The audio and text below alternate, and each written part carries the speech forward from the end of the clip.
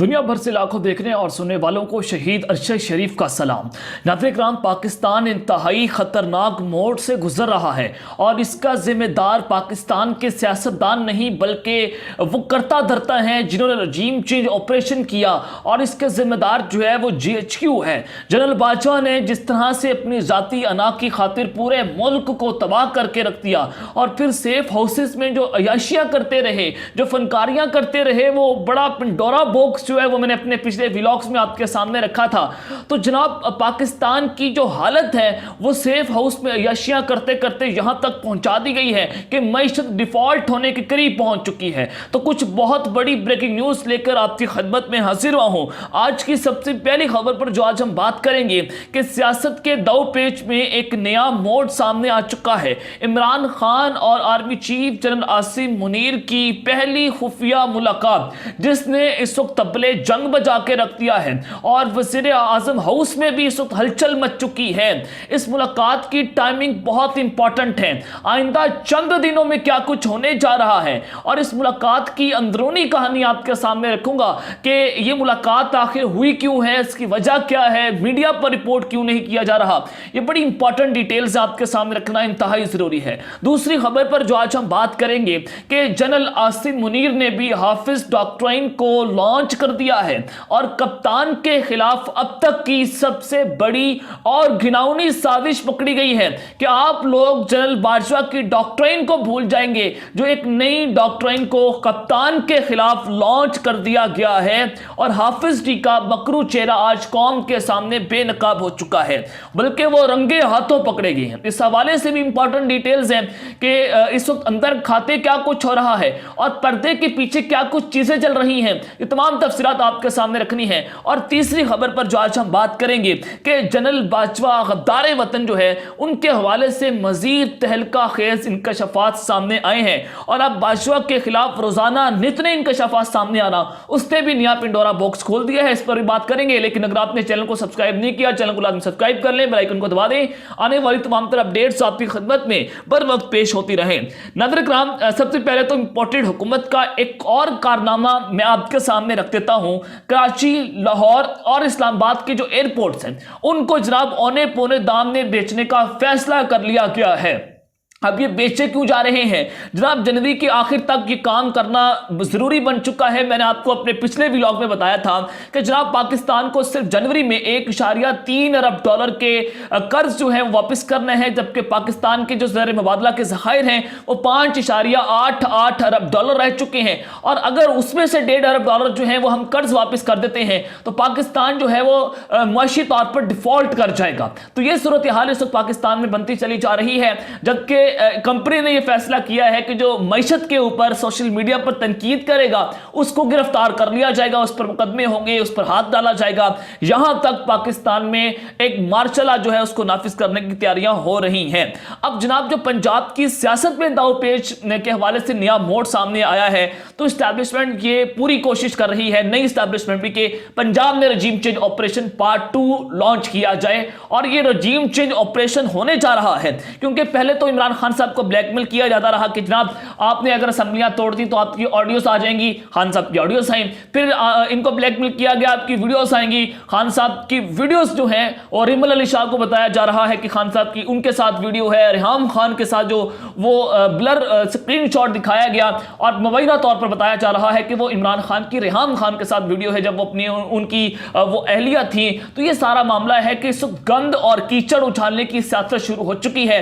जब देखा कि इमरान खान सियासी मैदानों में नाकाबिले शिकस्त बन चुका है तो ऑडियोज और वीडियोस का गंदा खेल जो है वो खेला जा रहा है ताकतवरों की जानिब से।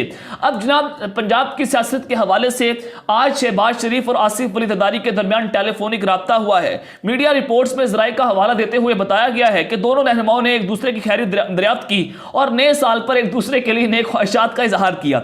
जराए के हवाले से मालूम हुआ है कि इस दौरान शहबाज शरीफ और आसिफ अली जरदारी ने मुल्क की सियासी सूरत हाल पर तबादला ख्याल किया। और इस मौके पर खास तौर पर दोनों रहनुमाओं ने पंजाब की सियासी सूरत हाल पर और वज़ीर-ए-आला चौधरी परवेज इलाही के एतमाद के वोट से भी के मुतालिक भी गुफ्तगू हुई है। बड़ा इंपॉर्टेंट है, 10 जनवरी तक वज़ीर-ए-आला पंजाब चौधरी परवेज इलाही साहब को एतमाद का वोट लेना है, और एतमाद का वोट लेने में नाकाम हो गए तो असेंबलियां डेफिनेटली जो है वो नहीं टूटेंगी। अगर एतमाद का वोट ले लिया गया तो इमरान खान साहब जो है वो असेंबलियां तोड़ देंगे और मुल्क जो है वो इलेक्शन की तरफ बढ़ेगा। तो ये सूरत हाल तो है वो जो है वो बनती चली जा रही है। लेकिन जनाब मन कुछ बड़ी खबरें हैं जो मैं आपके सामने रख देता हूं। सबसे पहले बात करते हैं जनरल बाजवा के हवाले से जो तहलका खेज इंकशाफात सामने आए हैं।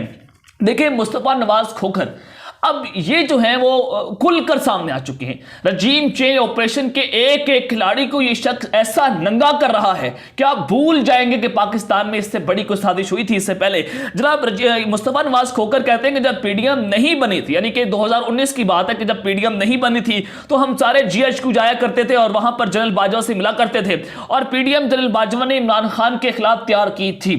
एक यहां पर 2019 से ये साजिश जो है वो शुरू हो गई थी, और ये मैंने आपको बहुत पहले बताया था कि 2019 में ही इमरान खान की हुकूमत का तख्ता उलटना था, लेकिन कोरोना आ गया था जिसके बाद ये रजीम चेंज जो है वो जनाब पीछे रह गया, और फिर जैसे ही कोरोना खत्म हुआ पाकिस्तान में एक रजीम चेंज ऑपरेशन की साजिश को रचाया गया था।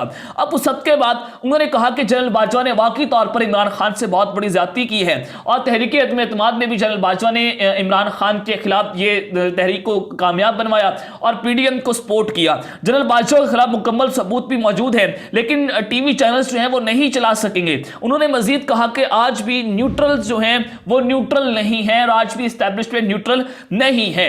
ये मुस्तफा नवाज खोखर कह रहे हैं, घर का भेदी है जो पहले पीडीएम का हिस्सा था, रजीम चेंज ऑपरेशन की एक एक चीज जानता है, क्योंकि जाहिर है इनके साथ ये चीजें हो रही थी, जीएचक्यू के चक्कर लगाए जा रहे थे। तो आज पूरी कहानी उन्होंने खोल के रख दी है कि कैसे पाकिस्तान में एक और परवेज मुशर्रफ, बल्कि उससे भी ऊपर की कहानी जो है वो सामने आई। और अब इनको मैं आपको बता देता हूं कि अगर रूल ऑफ लॉ हो जाता है, कानून की हुक्मरानी होती है, अदलिया आजाद हो जाती है, और ये सारा इसके ऊपर तहकीकात होती हैं, तो जनरल बाजवा पर आर्टिकल 6 भी लगेगा।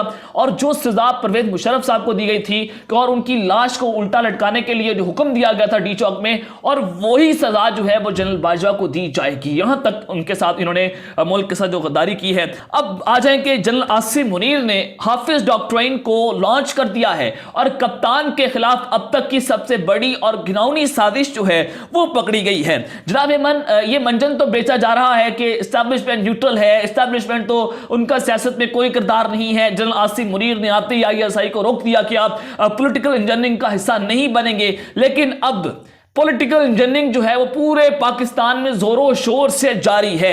नई कदर ने दावे तो किए थे कि हम न्यूट्रल हैं, लेकिन ब्लैकमेलिंग हो रही है। परवेज इलाही के जरिए इमरान खान साहब को दोबारा ब्लैकमेल करना शुरू कर दिया गया है। इमरान खान का इसके ऊपर बयान भी सामने आया है, वो आपके सामने रख देता हूं आगे चलकर। लेकिन अब जनाब एमकेएम को भी तमाम धड़ों में इकट्ठा किया जा रहा है, जितने भी इनके धड़े थे, फारूक स्टार, अल्ताफ हुसैन, उसके बाद जो खालिद मकबूल सदीकी हैं, और पीएसपी पाक सरजमीन पार्टी, इन सबको इकट्ठा करके एमकेएम को जनाब ये जोड़ा जा रहा है। और अल्ताफ हुसैन की सदारत में, चाहे वो लंदन से बैठकर कंट्रोल करें, चाहे उनको पाकिस्तान में रिलॉन्च कर दिया जाए, अब उनको जनाब उनकी सदारत में इन सबको इकट्ठा किया जाएगा। वजह क्या है कि इमरान खान को कराची में उनके वोट बैंक को तोड़ना है। और ये सियासी इंजीनियरिंग जो है वो कौन कर रहा है, एमकेएम को कौन कंट्रोल करता है, एमकेएम को कौन फोन कॉल्स किया करता था रजीम चेंज ऑपरेशन के से पहले भी और बाद में भी, वो है जनाब एस्टैब्लिशमेंट जो है वो इस सारी खूनी साजिश रचा रही है इस पाकिस्तान में। और फिर बाप पार्टी, जेजुआईफे और पाकिस्तान तहरीक इंसाफ को बलूचिस्तान में तोड़ा जा रहा है, और उनके लोगों को पाकिस्तान पीपल्स पार्टी के साथ मिलाने की कोशिशें हो रही हैं। बलूचिस्तान में भी जनाब ये एक और पॉलिटिकल इंजीनियरिंग हो रही है। पंजाब में आगे चलकर बताता हूं क्या हो रहा है, क्योंकि इमरान खान ने इसके ऊपर बयान दे दिया है, तो वो बयान आपको बड़े अच्छे से बता देगा कि पंजाब में किस लेवल की एस्टैब्लिशमेंट पॉलिटिकल इंजीनियरिंग कर रही है। अब जनाब चौधरी निसार अली खान को इकट्ठा किया जा रहा है, जहांगीर खान तरीन है, बहुत सारे मामला हैं। हिना परवेज भट्ट के बारे में इंकशाफ हुआ है कि वो जनाब जहांगीर खान तरीन से राब्ते में है, वो उनके साथ मिलना चाहती हैं। तो नई एस्टैब्लिशमेंट हरगिज न्यूट्रल नहीं है, और इमरान खान के खिलाफ जनरल आसिम मुनीर ने हर हद पार कर दी है। तो ये साजिश रचाई जा रही है कि माइनस इमरान खान, और फिर ये सारों को इकट्ठा करके अगर इमरान खान माइनस नहीं होते तो रजीम चेंज ऑपरेशन के तहत इमरान खान को जनाब पीछे रखा जाएगा। अब जनाब ये हर तरह से साजिशें तो हो रही हैं, लेकिन इमरान खान हार मानने वाला नहीं है। उसके हिसाब बहुत कमजोर मजबूत मजबूत है और वो कभी उससे सोचा ही नहीं है, उससे तसव्वुर नहीं किया कि वो कभी हारेगा भी। तो जनाब अब आ जाए कि इमरान खान और जनरल आसिम मुनीर की पहली खुफिया मुलाकात, और उस मुलाकात की अंदरूनी कहानी आपके सामने रखूंगा, और इमरान खान साहब ने कैसे सामने बिठाकर रंदा फेर के रख दिया है वो भी आपके सामने रखता हूं। देखिए, इमरान खान साहब ने कहा कि अभी भी बाजवा डॉक्ट्रिन चल रही है। ये बयान उनका कुछ दिन पहले का है, वो ऑन द रिकॉर्ड भी है कि कुछ भी नहीं बदला, सारा कुछ वही है, सारा कुछ जो बाजवा के दौर में चलता रहा वही जनाब अब चल रहा है। अब जनाब असद उमर साहब जो हैं वो सामने आए हैं, उन्होंने कहा है कि अभी वाज़ेह तौर पर नहीं कह सकते कि एस्टैब्लिशमेंट की पॉलिसी बदली है या नहीं बदली, क्योंकि कराची में आम तासुर है कि एमकेएम के धड़े खुद से जमा नहीं हो रहे बल्कि उन्हें जमा किया जा रहा है। वो कौन है जो एमकेएम के धड़ों को जमा कर रहा है? और फिर उन्होंने महंगाई को बुनियाद बनाकर हमारी हुकूमत को हटाया गया। शहबाज शरीफ कहते हैं कि रात भर नहीं सोता ये लोग अवाम को रिलीफ देने को बारूदी सुरंगे कहते थे। सस्ता आटा कहां मिल रहा है नहीं मालूम। उन्होंने आटे की कीमत में 39% इजाफा किया, डीजल की कीमत में 63%, पेट्रोल की कीमत में 53% इजाफा हुआ और इस वक्त अवाम महंगाई के तूफान से मुतासिर हुई है और महंगाई के खिलाफ हम मुल्क गिर तहरीक चलाने जा रहे हैं। और असद उमर ने कहा कि कौम ने देखा कि 13 जमातों पर मुश्तमिल टोला महंगाई में मुकाओ तहरीक लेकर चला था, हराम का पैसा लगाकर जमीरों की मंडियां लगाई गई, लेकिन अब हम महंगाई के खिलाफ मुल्क की तहरीक चलाएंगे क्योंकि पाकिस्तान में खुदरी तेल की कीमत में 33% इजाफा हुआ है। अब इस तहरीक में इमरान खान साहब बराह रास्त शिरकत करेंगे। ये नई एस्टैब्लिशमेंट के लिए एक अलार्मिंग सिचुएशन बन चुकी है कि इमरान खान साहब अब नई एस्टैब्लिशमेंट के भी सामने आकर खड़े हो चुके हैं। अब जनाब आजय खान साहब का अपना एक स्टेटमेंट है वो सामने आया है और उनकी ये स्टेटमेंट बहुत इंपॉर्टेंट है। मैं ऐसे कहूं कि इसकी टाइमिंग इंतहाई अहम है, तो ये कहना गलत नहीं होगा। इमरान खान साहब ने इंकशाफ किया है कि हमारे 3 अरकान पंजाब असम्बली को इत्तेमाद के वोट के लिए एस्टैब्लिशमेंट ने न्यूट्रल रहने का कहा है। ये एस्टैब्लिशमेंट तो कह रही है हम न्यूट्रल हैं, लेकिन अब ये कौन सियासत में दाव पेच खेल रहा है पंजाब में। और जनाब अब आपको अंदाजा हो रहा होगा कि नई एस्टैब्लिशमेंट भी किस कदर हद तक गिर चुकी है कि इमरान खान के खिलाफ ये भी रजीम चेंज ऑपरेशन कर रहे हैं और कराची में एमकेएम को इकट्ठा और बाप को पीपल्स पार्टी में शामिल कराया जा रहा है। हम ऑडियो लीक से अपनी नौजवान नस्ल को क्या पैगाम दे रहे हैं? बाजवा एहतसाब नहीं करना चाहते थे इसलिए ताल्लुकात खराब हुए, चाहते हैं मुल्क में शफाफ इलेक्शन हो और पायदार हुकूमत बने, क्योंकि शफाफ इलेक्शन से मुल्क में इस्तेकाम आएगा और एस्टैब्लिशमेंट वॉइसेस समेत सब बहराने से निकालने में अहम किरदार अदा कर सकती है।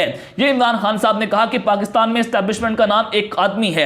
जनरल रिटायर्ड बाजवा ने आखिरी मुलाकात में कहा कि आप प्ले बॉय हैं, तो मैंने जवाब दिया हाँ मैं प्ले बॉय रहा हूं। असल में कमर पर छुरा मार रहा था और हमदर्दी भी कर रहा था और एस्टैब्लिशमेंट में ताहाल जनरल बाजवा का सेटअप काम कर रहा है। और यह बड़ा इंपॉर्टेंट है कि अभी तक जनरल बाजवा का सेटअप काम कर रहा है, हाफिज जनरल मुनीर साहब की नहीं चल रही और वही सेटअप है जो पहले इस नए आर्मी चीफ से पहले चल रहा था और वही नए आर्मी चीफ जो है वही चीजें कर रहे हैं। इमरान खान ने कहा कि दहशतगर्दी बेचकर डॉलर्स कमाए जा सकते हैं। मुशर्रफ ने भी दहशतगर्दी बेचकर डॉलर्स कमाए, लेकिन 80,000 जानों का ज़िया हुआ है। हमारे मौजूदा अफगान हुकूमत के साथ बेहतरीन ताल्लुकात थे, जबकि बिलावल भुट्टो को अफगानिस्तान के बारे में कुछ भी नहीं मालूम है। ये जनाब इमरान खान साहब ने एक बहुत बड़ा दावा किया है। तो खबर यह है कि जनवरी के पहले हफ्ते में इमरान खान साहब एक अहम तरीन शख्सियत से मुलाकात करने जा रहे हैं, क्योंकि बैक डोर्स के ऊपर इमरान खान साहब को असेंबली में वापस आने का कहा जा रहा है कि कुछ फेस सेविंग आप हमें भी दें और फिर हम असेंबलियां जो है वो तहलील करवा देंगे फरवरी में। लेकिन इमरान खान साहब जो है वो इस वक्त ट्रक की बत्ती के पीछे नहीं लगना चाहते हैं। खान साहब खुलकर सामने आ गए कि नई एस्टैब्लिशमेंट भी न्यूट्रल नहीं है, ये हमारे लोगों को खरीदने की कोशिश कर रही है। तो अब तक के लिए इतना ही। अपना ख्याल रखिएगा, श्रीलंका अपने लाजमी ख्याल रखना है। अल्लाह निगहबान, पाकिस्तान जिंदाबाद।